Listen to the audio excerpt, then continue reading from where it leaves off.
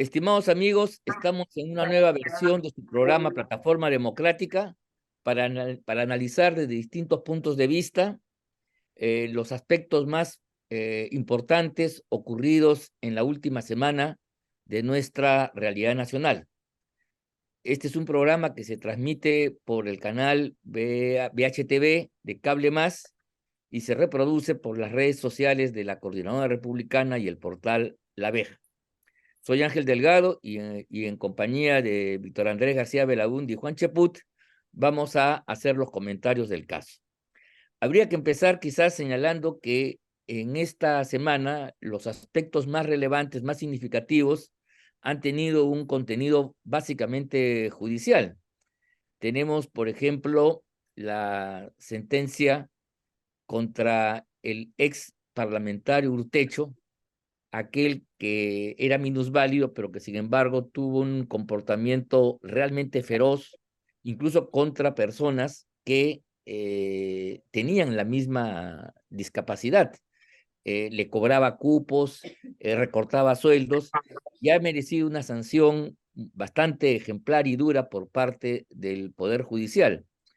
Tenemos también, sin duda, las declaraciones que ha hecho ni más ni menos que el actual presidente de la Corte Suprema de la República frente al clima de abierta impunidad en que se desempeña la criminalidad, porque no hay día en que no tengamos noticia de uno o dos actos criminales que ya no solamente son los robos, el arrebato de prendas, asaltos para llevarse el dinero, sino inclusive la muerte a través de personajes que se desempeñan como sicarios. Y tenemos también la situación, pues, que creo que merece también un comentario relativa a esta sentencia de cadena perpetua, ni más ni menos contra una persona que se define trans y que ha sido hasta hace muy poco asesora parlamentaria de Susel Paredes. Entonces creo que todos estos acontecimientos, que repito, son diferentes, pero tienen como elemento común que tienen un sustrato jurisdiccional, merecería algún comentario de nuestra parte, toda vez que el escenario político se ha centrado fundamentalmente en el Parlamento, pero eso podemos verlo en la segunda parte del programa si es que ustedes están de acuerdo. Entonces, ¿qué te parece, Víctor Andrés, si empezamos tus comentarios sobre estos acontecimientos u otro que te parezca relativos tanto a las declaraciones del presidente de la Corte Suprema de la República, dos, la sentencia contra el ex parlamentario Urtecho, que tú seguramente lo has conocido, y en tercer lugar, esta sentencia también de cadena perpetua contra el asesor parlamentario de Susel Paredes? Adelante, Víctor Andrés. Bueno, de todo, buenos días a ti, Ángel, y a Juan, por supuesto, siempre es un placer estar con ustedes y conversar los temas de actualidad. Bueno, Un poquito más fuerte, quizás. y conversar los temas de actualidad. Correcto. Un placer estar con ustedes hoy día y, bueno, y conversar temas de actualidad. Yo le diría lo siguiente. Yo conocí a Urtecho. Hemos sido congresistas y yo creo haber coincidido con él en dos oportunidades, en dos periodos parlamentarios. Él ha sido congresista por Castañeda, era trujillano o vivía en Trujillo. Eh, eh, Era un hombre con cierta inteligencia, con cierta formación, hablaba bien, pero yo lo noté siempre un hombre abusador y protección de discapacitados, ¿no? Era un hombre que hacía prevalecer su silla de ruedas para cualquier emergencia, para cualquier gestión, para cualquier para cargo o puesto. Él se imponía siempre en base a su condición física, digamos, ¿no? Y eso sí me parecía un exceso, un abuso, digamos, ¿no? Alguien que abusa de su condición para obtener mayores ganancias, prebendas, privilegios, mejores sitios, invitaciones, etcétera. Eso me parecía a mí espantosamente malo. Eh, y por eso es que he coincidido con él en varias comisiones, pero no he tenido una amistad con él porque notaba que abusaba de su condición, que abusaba de su condición. Bueno, el asunto es que luego sale lo de sale lo del el sueldo, mochar sueldo. Algo se sabía que aprovechaba de su función y que hacía uso y abuso de su condición para sus cosas. Pero ya después salió una cosa más concreta, ¿no? El tema de quedarse con el sueldo, cobrar, y quería estar en comisiones, algo que pasa ahora también parece, ¿no? Estar en comisiones y estar en comisiones en base a tener más cargos que repartir, que cobrar. O sea, el interés de él no era trabajar para las personas de su condición. El interés era hacer bien, era hacer fortuna. Y efectivamente, con la señora que lo ayudaba mucho, y construyó un edificio en Trujillo, alquilaba departamentos, etcétera, ¿no? Entonces, se dedicó a esto, a un beneficio personal, en vez de trabajar por su comunidad, por ejemplo, ¿no? Entonces, eso me produjo a mí cierto alejamiento. Ahora bien, el hecho que se le coloque una sentencia de 22 años y medio, casi 23, que se le prohibía o se le, sí, que se le, que esté prohibido de ejercer alguna función pública durante 4 años más. Usted está hablando ya de 26 o 27 años. O sea, él no va a poder nada, no va a poder hacer nada dentro de 27 años, porque entre la cárcel o la sanción y la inhabilitación, bueno, finalmente no va a poder hacer nunca nada. Eso es una sanción eh, casi perfecta. Entonces me parece que es una exageración. Cuando vemos que terroristas como Lori Berenson han salido a los 15 años de la cárcel, sentenciados a 20 años, a los 15 años se iban a su casa. Yo he visto a los que atentaron contra mis padres también, a los 15 años salían ya a la calle. Entonces, me parece pues, que no hay una proporción. Claro, los técnicos dicen que es una sumatoria de condenas, una sumatoria por los delitos hechos. Sí, pues, pero también hay sumas que restan, ¿no? Hay sumas que no se pueden hacer tan fácilmente, ¿no? Que hay que verificarlas.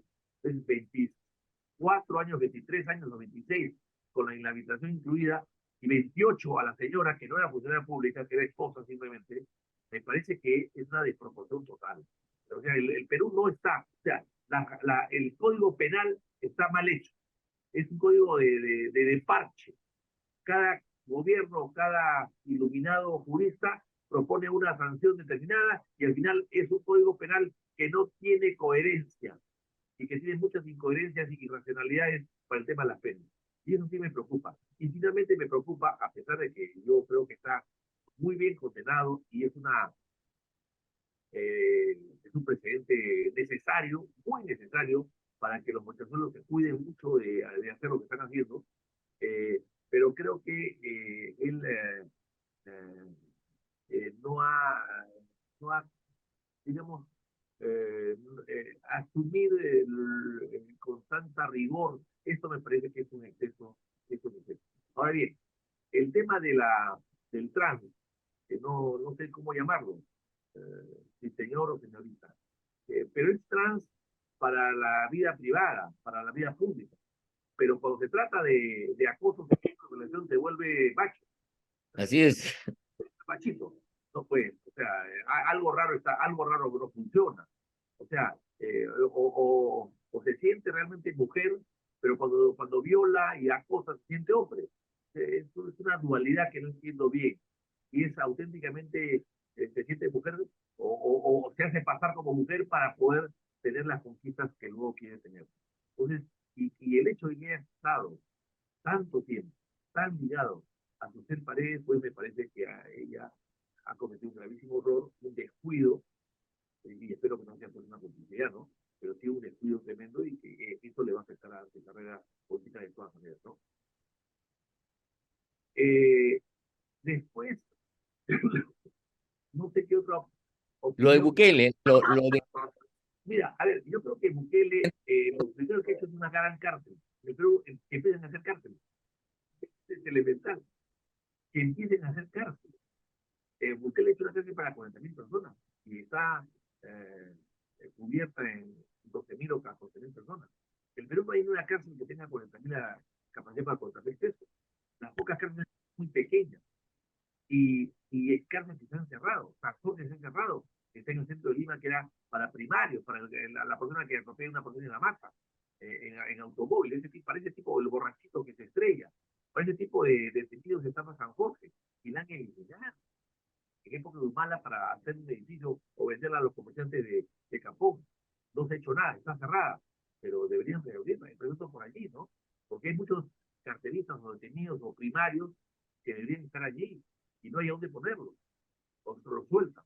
Entonces yo creo que hay que revisar un poco totalmente, revisar la justicia, o sea, antes que empezar a imitar a Bukele, hay que revisar todos los sistemas judiciales y sobre todo judiciales, ¿no?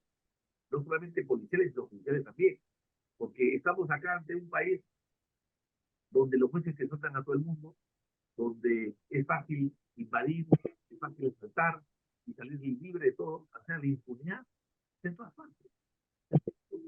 Hemos visto a mucha gente con impunidad total hacer lo que quiere. El problema del Perú es la impunidad, más que el propio delito. Y eso es lo que la gente no se da cuenta. Y la impunidad viene de la mano del gobierno que no castiga, no persigue, no captura, y que además dentro de sus propias fuerzas hay corrupción, como hemos visto que generales, pues también no les pagaban los centros. Yo creo que eso hay que revisarlo también. Muy bien, muy Tocho, interesante los comentarios. Yo quería puntualizar dos cosas antes que darle la palabra a Juan. Primero es que en el caso de Urtecho, el Congreso de la República, y eso hay que reconocerlo, obró con prontitud, lo desaforó y lo puso a disposición del Poder Judicial. Ahora le ha tocado al Poder Judicial establecer una sentencia que puede parecer duro o no, pero quiero destacar, en contraste con lo que sucede el día de hoy, el Congreso de entonces lo desaforó, o sea, lo encontró culpable, hizo una investigación sumaria y lo puso a disposición del fiscal y del juez competente y eso ha seguido su trámite y ahora ha sido condenado. Eso es importante.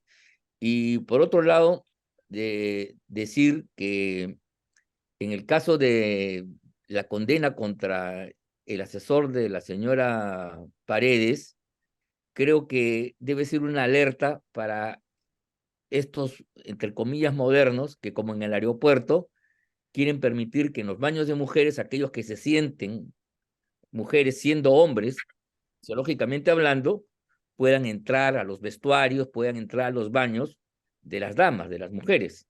Entonces, la pregunta es si este señor que se vestía, que se definía como señora, como dama, en el fondo se ha comportado como un sátiro en la peor de las masculinidades, en su versión más tóxica. Esa es una contradicción que hay que tener en cuenta, ¿no? Y finalmente decir que el tema de apelar a Bukele, creo que es otra forma de decir la orfandad que existe en el país para enfrentar el tema de la inseguridad ciudadana y el delito que se pasea impune por todo lado. Juan. ¿Y cómo estás? Bueno, en primer lugar, abordando lo de Michelle Urtecho, efectivamente, el Congreso actuó con prontitud, a pesar de que en el 2013 ya habían transcurrido 7 años desde que este señor había cometido sus latrocinios con sus trabajadores. Y actuó al día siguiente que salió un reportaje en la televisión peruana. Obviamente, solo necesitaron 90 días para proceder al desafuero de este individuo y eso, lamentablemente, es una contradicción con lo que pasa hoy en día, donde a pesar que existe en la práctica una flagrancia y en la práctica también una serie de personas que al mejor estilo de las mafias, primero acusan y luego se desdicen de lo que han dicho. Y aparecen individuos que se echan la culpa, ¿no? Y luego la gran pregunta que tendríamos que hacernos es, ¿cuántos mochasueldos hay? ¿Por qué la ciudadanía y la prensa se ha quedado callada ante una denuncia directa del periodista Martín Hidalgo que señalaba que los 3 bonos repartidos en el lapso de 2 meses, algo que yo nunca vi durante mi época como parlamentario, jamás, ¿no? Un bono de 14.400, uno de 9.900 y uno de 7.700, todo en 2 meses, ¿eh?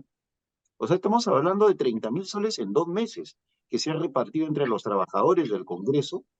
Martín Hidalgo señaló que todo parecía indicar que era para tapar acusaciones, para callar. Pero peor aún, un individuo que responde al nombre de Darwin Espinosa y otros por ahí, señalaron que probablemente este bono, hay un audio de un congresista del cual no recuerdo el nombre, que apareció en los medios de comunicación donde decía, y la mitad de los bonos de reconocimiento, de los bonos que les iban a entregar, le correspondía también a él, el 50%. Y dice una cosa todavía más atrevida, que no ha significado ningún escándalo para los actuales parlamentarios.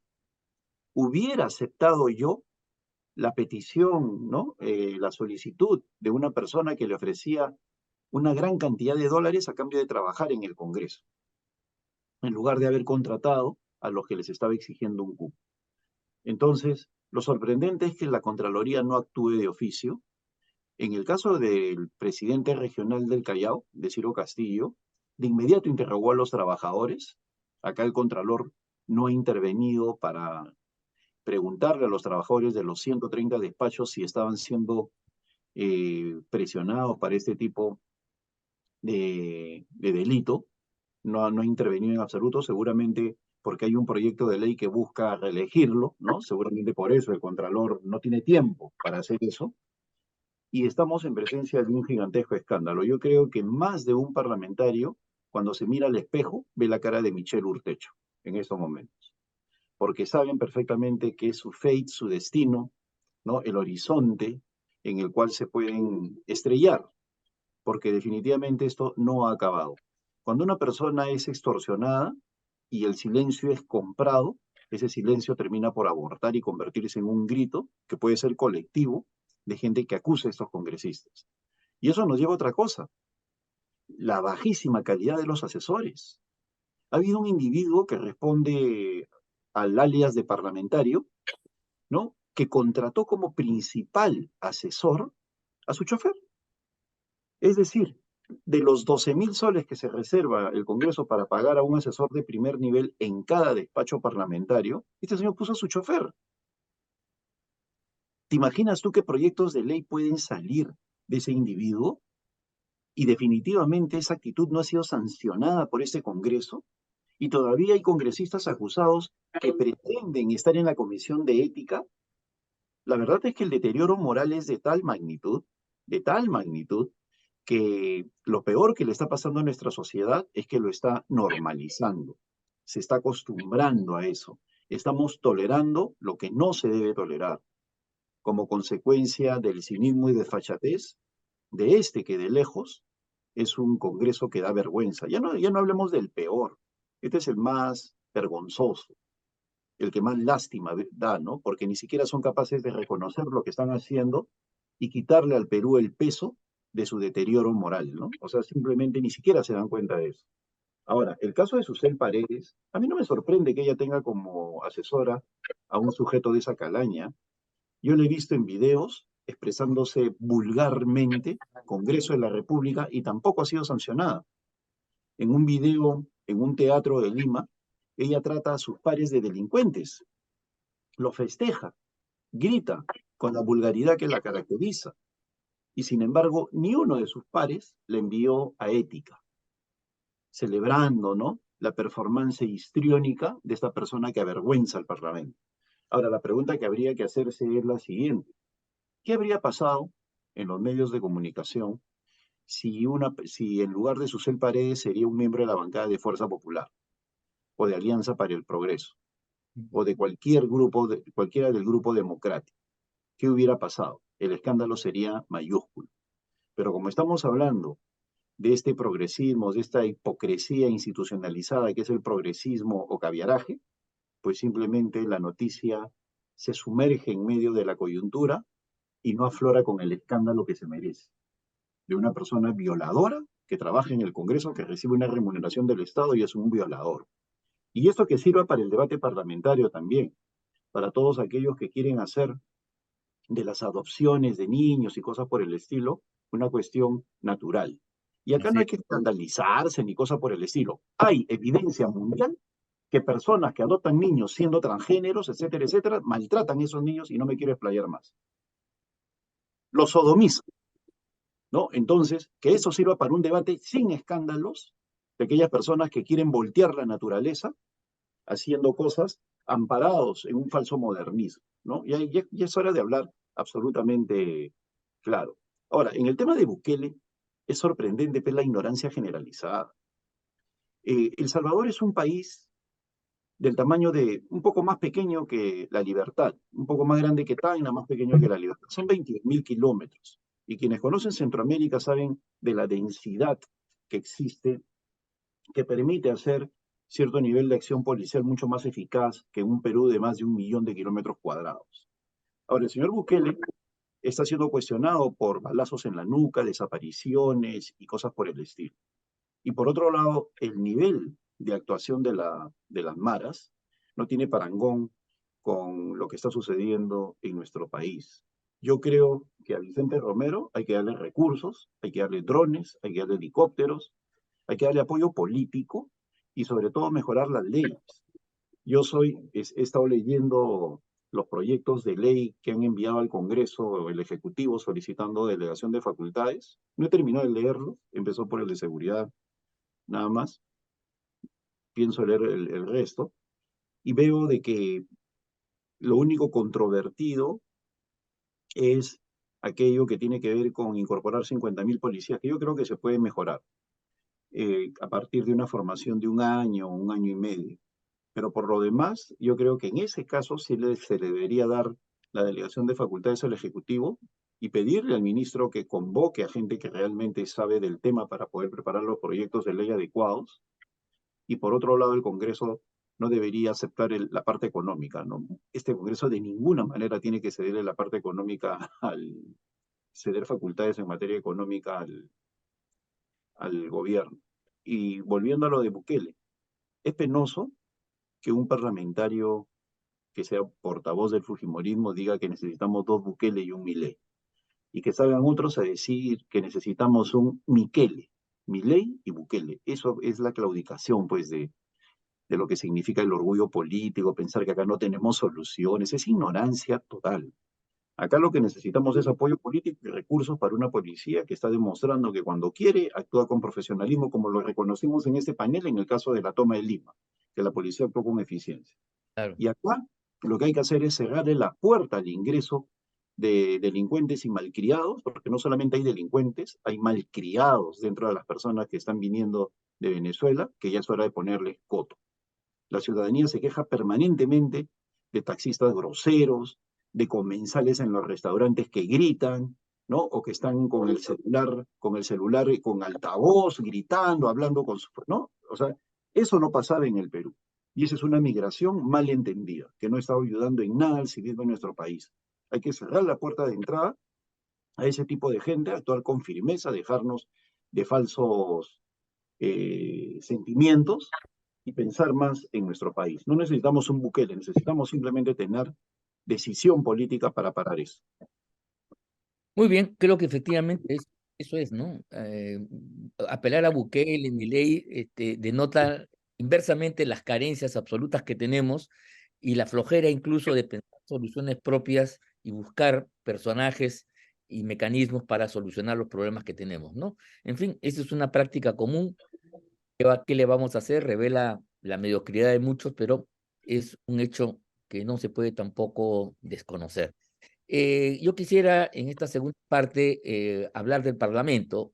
Mire, ha pasado ya un mes desde que se aprobó por amplia mayoría una nueva mesa directiva multipartidaria, donde, en fin, que para muchos generó más que una sorpresa, pero la sorpresa de verdad, mira, no es tanto la alianza de unos y otros, que alguna vez creo que lo hemos conversado, sino que ha pasado ya un mes y hasta ahora el Congreso ni siquiera puede terminar de aprobar el cuadro de comisiones y menos aún emprender un conjunto de tareas destinadas a mejorar la performance y elevar la imagen que está por los suelos, ¿no? Peor aún, el flamante presidente del Congreso, de que para muchos el primer poder del Estado, ha sido zarandeado por la opinión pública y la prensa de un sinnúmero de cosas, algunas ciertas, otras no tanto, pero en general aquí lo dramático es cómo es posible, ¿no? De que para poder ungir a, en, en cargos de la mayor importancia para el destino del país, tengamos que apelar a personajes que tengan esta lista de denuncias, de hechos irregulares, que generen, caramba, un sinnúmero de problemas. Ese es el tema. Y el problema es que conscientemente los parlamentarios, en mayoría, han votado por eso. Porque que la opinión pública no haya conocido a Alejandro Soto, yo entre ellos, cuando se habló de Soto, yo pensé que era el Soto de Acción Popular, al cual sí he tenido oportunidad de tratarlo y conocerlo, pero este señor Alejandro Soto, la verdad, en estos 2 años de performance parlamentaria ha pasado inadvertido, y eso debe ser por algo. Sin embargo, por este juego de correlaciones aparece ungido por sus pares como presidente del Congreso. Y lo grave del todo es que yo no creo que eso sea la excepción, porque si el problema fuera Soto, Alejandro Soto en particular, bueno, se lo depone y punto. El problema es que el Parlamento está lleno de Sotos. El otro día en un programa de televisión alguien planteó por qué no los parlamentarios cuentan cuántas denuncias, cuántas infracciones, cuántos antecedentes judiciales, penales, policiales tienen, y vamos a ver de que no estamos ante casos aislados. Probablemente en la historia parlamentaria ha habido muchos personajes que merecen un repudio, pero eso no era la mayoría, esa no era la generalidad. Hoy, al contrario, esta mancha que se ha ido extendiendo como el aceite en el agua, lamentablemente se vuelve hegemónica y revela que la clase política contemporánea de estos días, caramba, ni siquiera tiene la casta, la sapiencia, habilidad que tenían los dinosaurios, a los cuales se los ha satanizado para poner ya no dinosaurios, repito, no alimañas, insectos, coleópteros de la bañal, del pantano, que constituyen la nueva clase dirigente de este país, no solamente en el Congreso, sino también en el Ejecutivo, por si acaso, ¿eh? Hay muchos personajes que son funcionarios y tienen en lugar de tener un currículum con méritos, tienen casi prontuarios o prontuarios simplemente. Entonces, ¿qué es lo que está pasando por eso? Y por otro lado, finalmente, la pregunta que le quiero hacer a ustedes dos es la siguiente. Yo no creo tan fácil que el señor Soto salga porque armar la mesa directiva luego de la implosión del bloque democrático después del 7 de diciembre, sobre todo cuando no se ponen de acuerdo o hay disensiones en torno al adelanto de elecciones y recorte del mandato, ha sido un proceso, ha sido una arquitectura compleja. De sacar a Soto y otra vez volver a una votación secreta y universal en el Congreso resulta complicado, creo yo.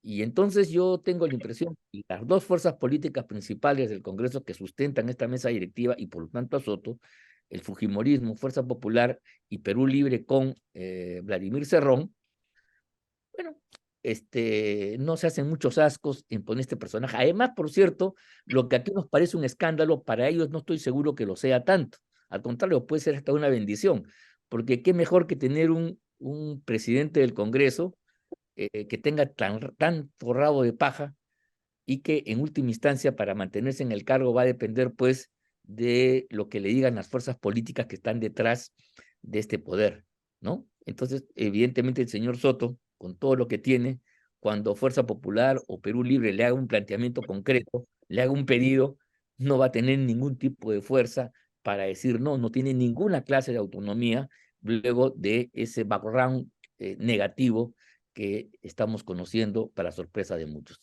Entonces, primero contigo, Víctor Andrés, ¿qué te parece la situación del Congreso? ¿Sigue el empantanamiento? ¿Hay que Soto se va a ir, no se va a ir? Lo veo un poco complicado. Pero creo que esa es la mejor radiografía de lo que hemos nosotros venido criticando acá, de la debacle en que ha devenido el actual Congreso de la República. Víctor, Exactamente. Tú lo has dicho todo, pues, antes, ¿qué cosa puedo añadir? ¿Cuántos otros? ¿Qué diferencia de estos votos con los presidentes anteriores del Congreso, ¿no? León de Ibero, 5 veces presidente del Congreso, Luis Arturo Sánchez, 2 veces presidente del Congreso, Arnold Landini, Osterling, Ramírez del Villar, a Máximo San Román, inclusive, era más reciente, José Galvez, eh, eh, Ernesto Listanseco, eh, la cantidad de gente importante que han tenido estos cargos, toma fuerte. la cantidad importante que ha tenido esos cargos. Yo realmente estoy impresionado como, claro, los Sotos son todos, pues. Entonces, como Sí, Sotos son todos, si saca a Soto el presidente, también tiene que sacar a Soto presidente de una comisión. sí. Tiene que sacar a todos, al presidente de la comisión de energía, de vivienda, de ética, etcétera, fiscalización. Ese es el problema. El problema no es Soto, es los Sotos. Y eso es terrible, ¿no? Yo Ahora, al final yo creo que va a caer. Ahora, también unas denuncias poco consistentes, ¿no? Dicen que ha construido una casa de 5 pisos en el Valle de Urubamba, pero nadie dice que no tiene licencia, que está prohibido. Pero ¿por qué no presentan los documentos? Sí, pues Los también, documentos del Instituto de Cultura, de la Misión de Cultura, que no se puede construir ahí, la negación de una licencia, la ausencia de una licencia. Yo creo que la investigación periodística tiene que estar mejor elaborada también.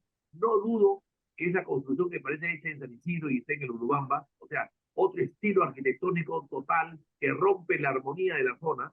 La arquitectura serrana es preciosa.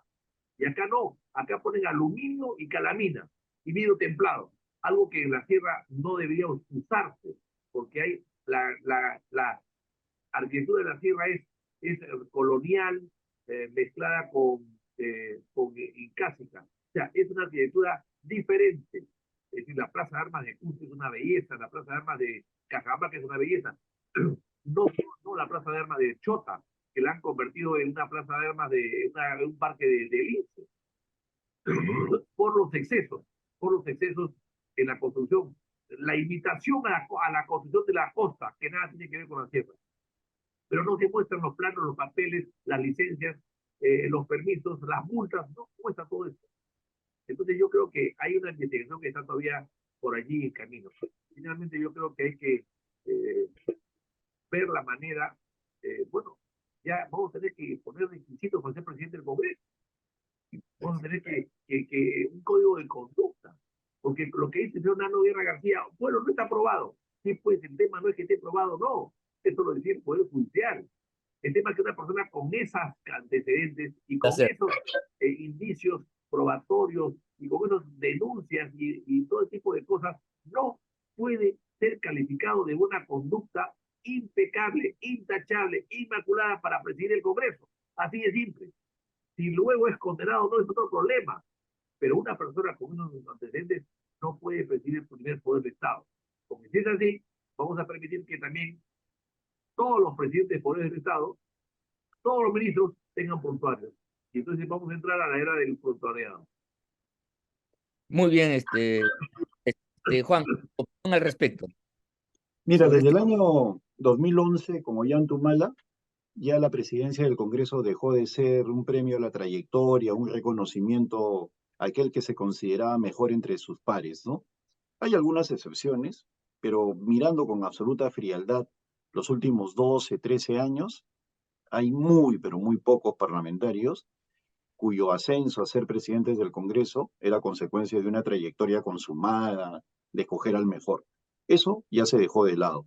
Ahora es producto de pactos políticos en los cuales no importa lo que significa la representación como presidente de un poder del Estado al que está al frente de una mesa directiva en el Congreso. Eso no interesa.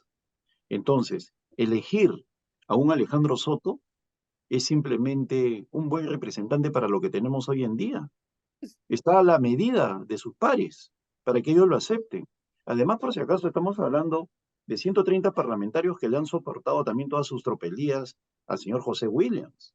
José Williams es la persona que a dedo ha entregado una licitación a empresas que ni siquiera existían para construir este famoso tópico en el Congreso.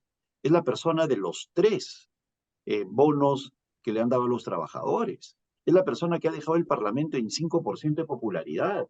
Es la persona que llenó de militares la administración del Parlamento y ha hecho nombramientos indebidos. Es la persona que generó gastos de 200 soles en un refrigerio, en un almuerzo.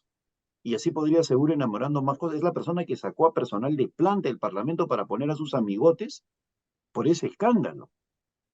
Y alguno de sus pares se escandalizó. Alguno de sus pares dijo, no es posible que este señor se comporte de esa manera. Es un Congreso que puso a un militar en el año de su bicentenario como un perfecto homenaje al militarismo peruano. Esos son los parlamentarios que tenemos.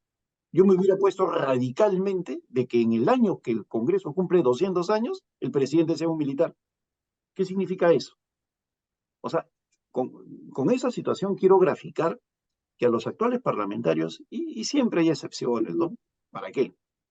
Pero muy pocas, no les importa el carácter histórico del Parlamento, no les importa el prestigio, no les importa en absoluto la legitimidad que puedan lograr. Y como no tienen mayor experiencia política, ellos creen que al carecer de legitimidad o careciendo de legitimidad, van a poder impulsar algún tipo de ley. Lo que digan, lo que hagan, lo que planteen será rechazado por la ciudadanía. ¿Por qué? Porque no tienen legitimidad, porque tienen un bajo nivel de popularidad. Así funcionan las cosas. Un proyecto de ley importante que ya ha sido aprobado en una primera legislatura como el Senado, en manos de estos señores va directo a la deriva, al fracaso, porque no tienen la capacidad para defenderlo y la ciudadanía ve que todo lo que viene de ellos es mal. Entonces, no creo yo que saquen a Alejandro Soto, de ninguna manera. Sería hacer el ridículo por parte de estos señores. Claro. Creo que estamos en una política de hechos consumados, pero quisiera recordar algo ya para finalizar, ¿no? Todo este debate ha tenido que darse antes que lo eligieran como presidente del Congreso. Ellos sabían una semana antes que Alejandro Soto iba a ser el candidato de APP y no hicieron nada. Yo recuerdo a Jimmy Chinchay celebrando, tenemos nuevo presidente del Congreso, un poco más y dice, habemos presidente. Y igual todos los canales transmitiendo en vivo y en directo. ¿Y después qué? ¿Se lamentan? Después de que han celebrado y vivieron como un espectáculo la elección del presidente del Congreso. Mira, yo como político sé que ante los hechos consumados lo único que te queda es enfrentar si quieres cambiar. Y yo creo que ante una situación como esta no soy hombre de batallas perdidas, así que lo único que queda para el resto de si es que quiere hacer algo es ponerle la valla alta al señor Alejandro Soto. ¿A usted quiere ser presidente del Congreso? ¿Qué va a hacer con los muchachos? ¿Va a seguir siendo una alfombra con el Ejecutivo y va a aceptarle toda la delegación de facultades? ¿Va a hacer fiscalización? ¿Va a promover una buena comisión de ética? ¿Va a hacer reformas políticas puntuales? Si no está en capacidad de eso, renuncie. Que le pongan la valla alta y si no está a la altura de eso, que se vaya a su casa. Pero ahorita, con esta presentación de mociones de vacancia, que tiene que dar un paso, o sea, no hay nada más penoso que un congresista exhortando, ¿no? Como el señor Jorge Montoya, que dé un paso a colzar. Yo me pregunto, ¿él no tiene el poder para enfrentarse y pedirle la renuncia? Basta con un solo parlamentario que tenga el temperamento para que lo ponga en jaque. Lo único que saben hacer es comentarios en los medios de comunicación, pero no ejercen el poder que tienen. Pues. Por eso es que tenemos lo que tenemos. Sí, pues es verdad. Y además hay algunos también, como Sánchez, por ejemplo, ministro de Castillo, Senador de Castilla. la Flor Pablo, esa de las grandes licitaciones y consultorías, con una ONG, su marido también está en eso, y finalmente Aragón, pues que es el que encabezó la lista alternativa llena de niños y mochazuelos. O sea que tampoco pues la cosa es blanco y negro, como aquí se quiera plantear. Mira, hemos llegado al final de este programa, ha sido muy interesante, hemos comentado distintos aspectos ocurridos en esta semana. Y yo quiero una vez más agradecerles a todos ustedes su amabilidad, su gentileza por seguirnos y escuchar y ver este programa y decirles que estaremos la próxima haciendo el comentario correspondiente de aquellos acontecimientos que resulten significativos en los próximos días. Muchas gracias y hasta la próxima.